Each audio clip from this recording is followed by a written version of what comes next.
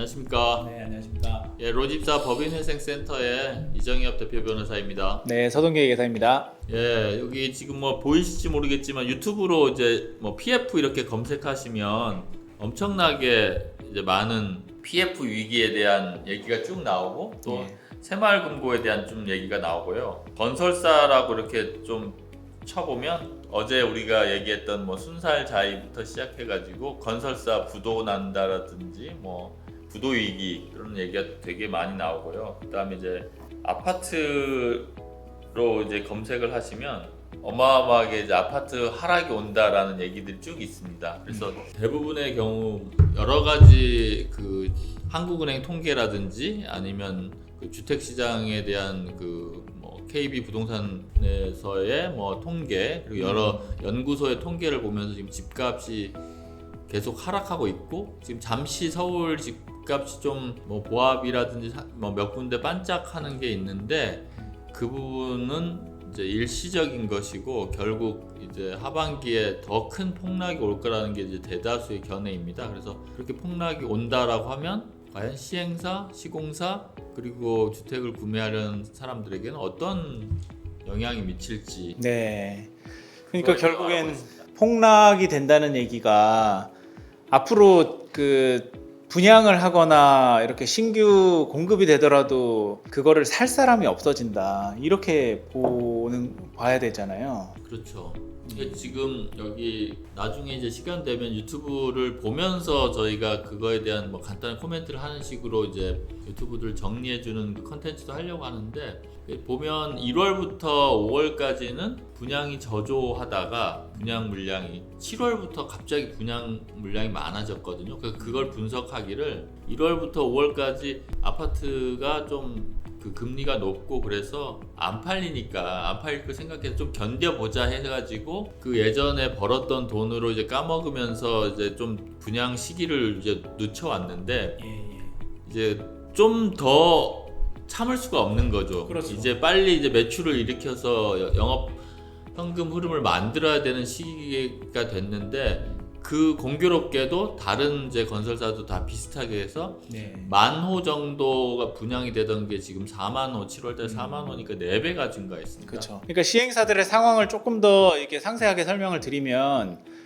보통 처음에 그 땅을 살 때부터 100% 시행사의 자기 자본으로 사지를 않거든요. 그렇죠. 네, 그러니까 땅을 살 때 보통 뭐 계약금, 그 다음에 추가적인 일부 자금, 뭐 많으면은 한 20%이 정도의 자금을 들고 이제 토지를 사기 시작하니까 그러면 나머지 한 70-80%의 자금은 그때부터 빌렸던 거예요. 그래서 대출을 받아서 토지를 사고 인허가를 하고 그런 게 지나가야 분양을 할 수 있는데 그렇죠. 네, 그 시기까지 이자 비용을 이미 감당하고 있었는데 그 분양을 하고 이제 건설사가 선정되고 분양을 해야지만 보통 그 전은 브릿지라고 하고 그 이유는 본 PF라고 하는데 PF로 넘어가게 되거든요. 근데 브릿지를 계속 연장을 못 하는 거예요. 지금 계속 연장해왔죠. 지금까지도 해왔고, 네, 그리고 그 금융기관에서도 계속 연장을 해줄 수가 없으니까 한 뭐 그래 뭐 1년 뭐 그래 2년 이렇게 가는데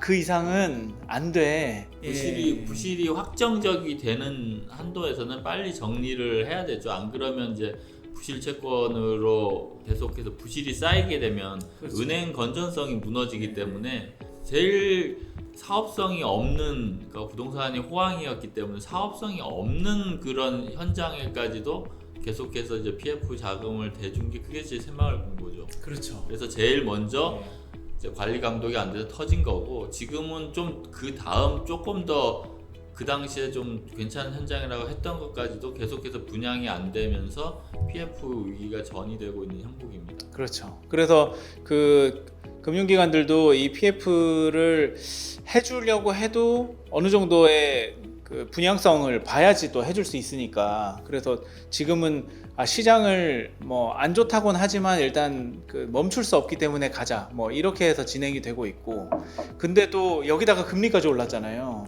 예, 또 오른다죠. 예, 또 지금 뭐 미국에서도 올렸고 우리나라도 또 올릴 가능성이 높고 이렇다 보니 앞은 절벽인데 뒤는 계속 밀려가는 수익이 안 나는 조금만 올려도 수익이 안 나는 구조거든요.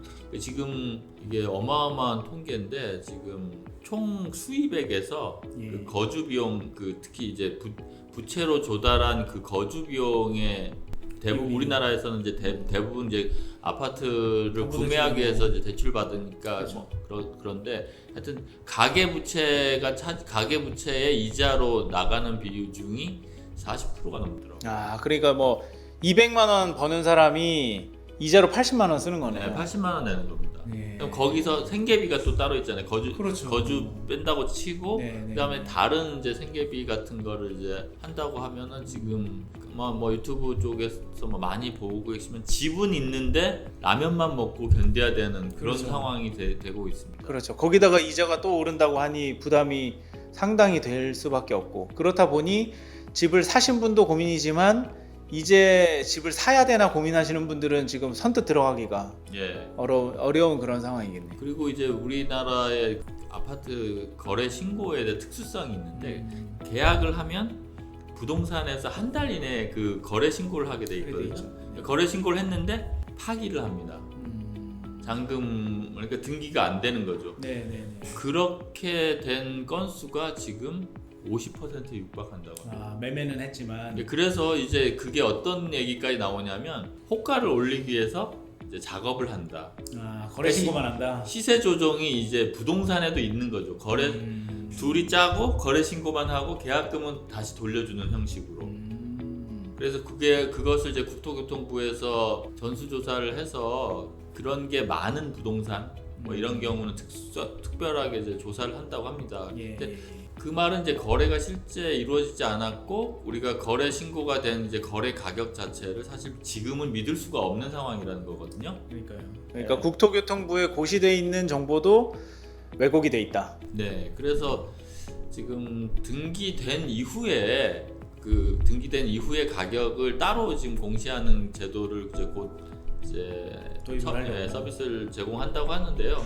그걸 보고 뭐 좀 천천히 일단 하셔야 될 것 같고, 제일 중요한 거는 지금 아파트 가격이 뭐 일단 거래가 조금만 되면 계속해서 매물이 쌓이고 있는 상황이어서 과연 지금 건설사들이 이 위기를 넘어갈 수 있을 정도의 분양이 될지, 그러니까 분양이 돼서 이제 계약금이나 이런 게 들어와야 되는데 그렇게 될지는 좀 지켜봐야 됩니다. 당분간은 사실 안 된다고 보는 게 맞는 거잖아요. 그렇죠. 안 된다고 봤을 때 그러면 그럼 어떻게 할 거냐? 그렇죠. 회사에서 그거에 대한 플랜이 있느냐, 요거를 좀 검토를 해봐야 될 것 같습니다. 그러니까 아까 이제 단계를 좀 구분해 보면 처음에 토지를 살 때 대출을 한 상태일 거가 있을 거고, 아니면은 분양을 했는데 분양이 안 된 상태가 있을 거고, 그 이후에 좀 더 쭉 가서 이제 준공을 했는데 미분양 상태. 네, 그렇죠. 네, 이렇게 좀 뭐 단계별로 좀 고민이 다르실 수는 있을 것 같아요. 그러니까요. 그래서 지금 뭐 이게 좀 딴 얘기인데 아까 이제 또 세이노의 가르침에 보니까 부동산으로 돈 벌고 이제 갭 투자로 돈 번 사람 중에 그런 경우가 있더라고요. 그렇게 지금처럼 비슷하게 이제 아파트 2008년도에 아파트 가격이 막 떨어질 때 비슷하게 이제 시세 80%로 이제 살 수 있게 되는 어떤 조건이 있었는데 그 당시만 해도 위기가 오니까 80%가 대출을 해줬대요. 그러니까 이제 대출을 다 받아서 이제 전세를 안고 이제 그걸 다 뭐 아파트를 이제 처음에 이제 두 채를 사기 시작했다. 결국엔 아파트 한 동 전체를 사게 됐는데 처음에는 뭐 괜찮다고 생각했지만 금리가 올라가니까 하나는 뭐 조금씩이라고 하더라도 이제 한 동을 사기는 어마어마하게 많지 않습니까? 그러니까요. 그러면 결국은 그 사람이 버티려면은 그 이자 낼 때마다 오른 가격으로 그 아파트 가지고 있는 아파트가 빨리 회전해서 팔려야 되거든요. 그렇죠. 안 팔려서 결국에는 이제 사기로 구속되고 다 그 아파트 구매한 것들 모두 다 경매 처분이 됐는데요. 그게 사실 전세 사기 뭐 이런 이슈랑 똑같죠. 비슷한 거잖아요. 지금 그래서 역전세가 일어나고 있는 것 자체가 상당히 정말 안 좋은 시그널이라고 합니다. 그래서 이 역전세가 좀 더 강화된다. 그러면은 전세가에서 그 다음에 이제 선순위 근저당권을 빼고 나머지가 이제 보증금을 돌려줄 수 매매가에서 그렇죠. 선순위 근저당 빼고 보증금을 돌려줄 수 있어야 되는데 보증을 돌려줄 수 없는 경우가 이제 소위 말하는 역전세라는 거거든요. 그렇죠. 그래서 그게 깡통이라고 뭐 네. 얘기하는 것들. 이제 아파트를 살 때 은행 대출을 받아서 사는데 그 대출금을 빼고 과연 이제 자기가 지급하는 전세 보증금을 충분히 담보할 수 있는지 이제 보통 보고 전세를 들어가는데 그렇게 보고 들어갔는데 아파트 가격이 예컨대 뭐 떨어진다. 20억에서 뭐 5억, 15억으로 팍 떨어지면 네. 이제 그게 안 되는 거죠. 그렇죠. 그래서 2021년도에 매매 가격이 너무 올라가면서 전세 가격도 되게 상당히 같이 따라서 올라갔거든요. 네, 그랬겠죠. 근데 지금 그게 전세 가격은 원래 고정돼 있고 네, 네. 매매 가격이 급격하게 떨어지고 있으니까 이제 깡통 전세가 되고 지금 울며 겨자 먹기로 근저당을 안고 그냥 매수를 하는 경우도 있고 그렇죠. 또한 아니면은 지금 국토교통부에서 이제 추가 대출을 해주겠다. 원래는 가격이 떨어지면 대출이 안 되는데 보증금을 돌려줄 보증금을 마련하기 위해서 추가 대출을 해주겠다라고 하는데 그럼 추가 대출을 해주면 부실이 또 발생하는 거잖아요. 그거. 예컨대 뭐 10억짜리에 5억이 있었는데 추가 대출해서 2억을 하면 7억이 되면 이제 3억짜리 전세 보증금 전세밖에 못 놓게 되는 경우가 있거든요. 그래서 악순환이 계속 진행되고 있습니다. 그래서 지금 또 이런 미분양 뭐 아파트들 아니면 가격이 떨어진 아파트들 이런 아파트들의 재고 소위 재고가 이제 시장에 많이 쌓여 있으면 이거를 해소를 하는 방법으로 결국에는 좀 가야 될 텐데 근데 이 해소가 현재 지금 정부의 정책이 계속 바뀌면서 사실 주택을 이런 법인들도 못 사게 돼 있고 그 다음에 뭐 다주택도 거의 불가능하고 뭐 이런 상태가 되다 보니까 주택에 특히나 이제 지방 같은 경우는 뭐 해소가 좀 더 어렵지 않나 이렇게 좀 보이긴 하거든요. 그래서 아마 그와 관련된 것들은 아마 조금 지나면 예.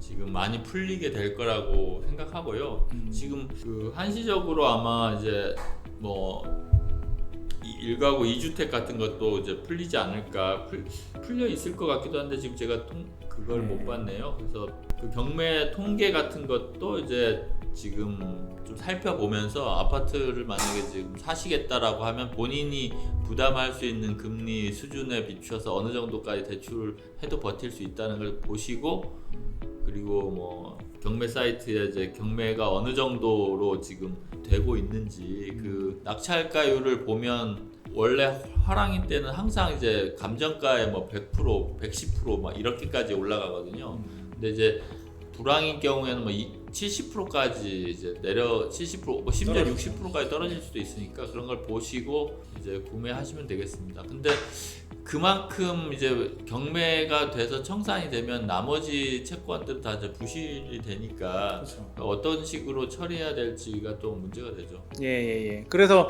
지금 뭐 그러니까 매수하시는 분들 그러니까 또 거주하시는 분들의 이제 고민도 있겠지만 그 건설사 시행사들한테도 뭐 큰 고민들이 되고 있잖아요. 네. 예. 건설사들 같은 경우는 건설사 시행사들은 이 각 프로젝트별로 그러면은 진짜 사업성이 있는 것과 없는 것을 어떻게 잘 구분해서 앞으로의 생존을 모색할 거냐 이런 게 좀 고민이 될 수밖에 없을 것 같아요. 예, 보시면 이거 좀 이제 보시면 이렇게 돼 있거든요. 이게 낙찰가율하고 이제 경매 진행 건수, 낙찰가율, 낙찰률을 이제 쭉 그래프로 한 건데 2022년 7월 기준으로 보면 경매 건수가 이제 아파트 경매입니다. 1,262건인데 지금 2,135건. 제일 많을 때 3월달에 2,450건이었거든요. 네. 그럼 2배 가량 높았는데 낙찰가율, 그러니까 감정가 대비 얼마에 팔렸냐는 것은 이제 작년 7월만 해도 90%, 그러니까 10억이면 한 9억 정도의 경매가 됐는데 지금은 7억 8천까지 떨어진 상태고, 낙찰가율이. 예, 그리고 올 2월, 3월에는 뭐 74%까지 떨어졌거든요. 그리고 낙찰률도 중요한데 그러니까 첫 기일이나 뭐 둘째 기일에 이제 낙찰된 게 43%에서 지금 32%까지 떨어진 상황입니다. 그래서 지금 이걸 보면 경매 건수는 많아지는데 잘 낙찰이 안 되고 낙찰 금액도 낮아지고 있다. 그렇겠죠. 지금 잠시 반등해서 뭐 1.3% 올라갔다고 하는데 장기적으로 봤을 때는 떨어지고 있는 추세다. 아파트, 예, 그렇죠. 부동산 시장은 주식 시장이랑 달라서 그 턴이 되게 느리거든요. 그래서 그걸 좀 잘 살펴보시면서 하시면 좋을 것 같고, 지금 저희는 이제 법인회생센터에서 하고 있기 때문에 이런 경우에 뭐 문제가 생겼을 때 과연 이제 예컨대 그 법인이 가지고 있는 자산 뭐 매각을 해야만 되는 상황, 근데 매각이 잘 안 되는 상황에 어떻게 해야 되는지, 그리고 이제 대표이사들도 연대보증이 서 있으면 만약에 이제 연체가 되는 경우는 대표이사가 사는 집까지도 경매 처분이 될 수 있는데, 그런 거주 안정을 계속해서 유지하려면 어떻게 할 수 있는지, 그러니까 그런 부분에 있어서는 이제 채무자회생법을 잘 아는 회생센터의 좀 도움을 받아야 될 것 같습니다. 네, 그러니까 이렇게 지금 경기가 안 좋아지는 상황에서 건설 프로젝트를 그 전부터 하고 계셨던 이런 사업장들이 뭐 앞으로의 경기를 대응하기 위한 그런 전략이 좀 필요하다, 이렇게 봐도 될까요? 네, 맞습니다. 저는 개인적으로 아주 우리가 생각해 아주 대형 건설사, 롯데건설, GS, 현대산업개발 이런 데도 회생이 들어올 수 있지 않을까, 그렇게 생각을 하고 있습니다. 뭐 좀 어렵다는 건설사들도 얘기는 들리긴 하더라고요. 네, 맞습니다. 지금은 괜찮은데 이게 뭐 1년이 가면 어떻게 될지 알 수 없죠. 그래서 지금 건설사나 시행사 혹은 또 새롭게 이제 이 기회에 어떤 부동산 자산을 좀 큰 자산을 획득해 보고 싶은 분들은 저희에게 좀 연락 주시면 자세히 좀 논의해 보고 싶습니다. 네, 알겠습니다. 그러면은 그런 부분들 앞으로 조금 더 계속 시장 상황이나 이런 걸 봐서 또 논의 드리도록 하겠습니다. 네, 네, 감사합니다. 네, 감사합니다.